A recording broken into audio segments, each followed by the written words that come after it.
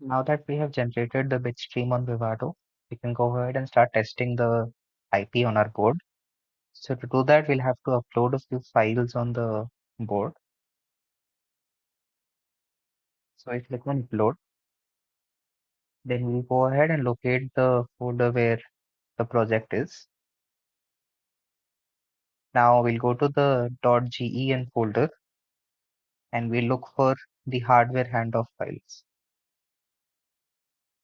In the hardware handoff folder, we'll upload the hardware handoff file to the board. We'll rename it matrix.hws. Now we'll upload the bitstream to the board. So we'll go to runs, the implementation, and then we look for our bitstream. So it should be a file ending with .bit. That should be the extension. Yes, and then we can upload that also. Now the name for the bitstream and the hardware handoff file should be the same. That is very important. Once you've uploaded the files, we can test it on the board.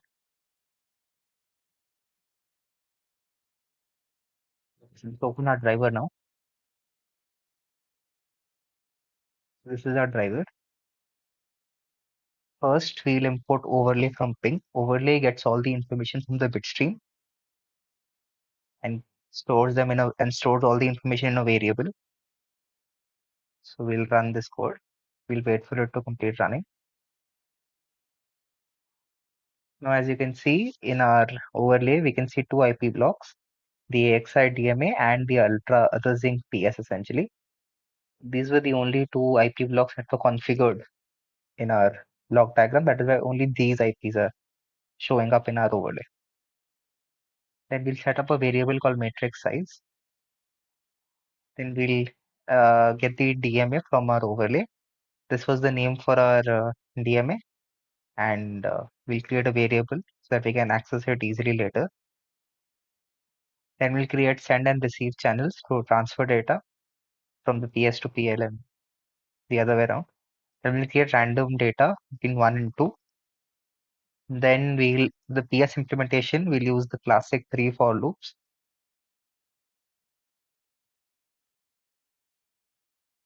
And as you can see, the software time is just 5.5 milliseconds.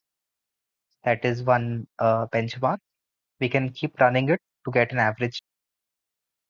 Now we can start the data transfer from the DMA. So if you remember in HLS, both the input matrices were sent by the same channel of input A. So essentially our DMA is expecting both the matrices together.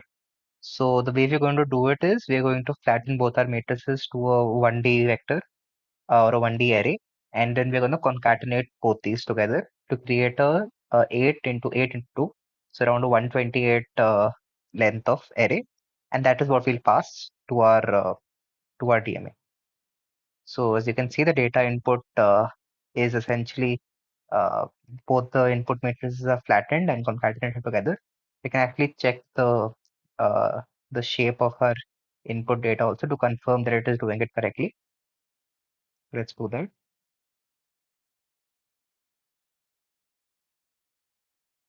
Yeah, so it's 128 as expected. It's a 1D array. Then we'll create the input now to buffer to get and receive the data, the DMA.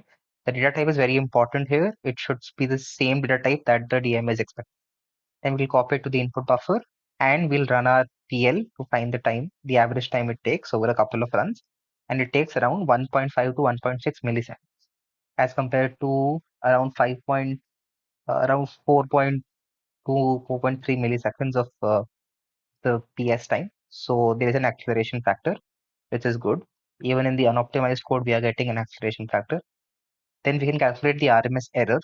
So uh, the RMS error is around in the order of 10 power minus 6, which is good. What we've done is we also run NumPy, and the NumPy dot is a very fast function. It does the dot product very fast. As you can see, it only takes around 500 microseconds.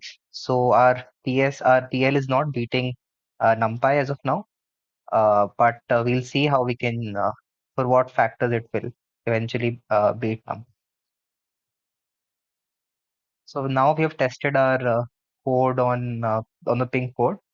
Now what we can do is we can create the optimized version on whitetest, and then we can check it for different matrix sizes to see whether at what point we're beating NumPy, and also what are the acceleration factors in different cases.